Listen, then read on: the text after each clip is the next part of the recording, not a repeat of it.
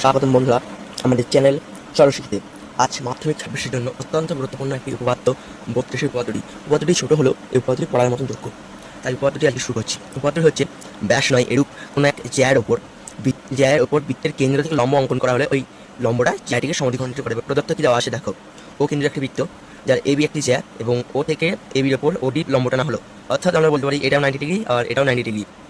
আর এখানে প্রমাণ করতে হবে যে এইটা এটাকে সমদ্বিখণ্ডিত করা হয়েছে, অর্থাৎ এ বি সমান হচ্ছে কি বিডি, তবেই এটা সমান খণ্ডিত হবে। এবার আমাদেরকে অঙ্কন করতে হবে, এগুলো বসে ছিল না, অঙ্কন করতে হবে। ও এ যুক্ত করবো আর ও বি যুক্ত করবো, এই দুটো যোগ করতাম।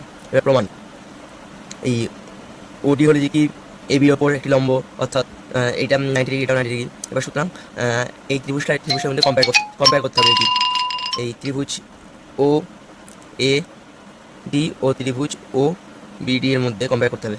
এটা হচ্ছে কি সমান বাহু, একই সাধারণ বাহু।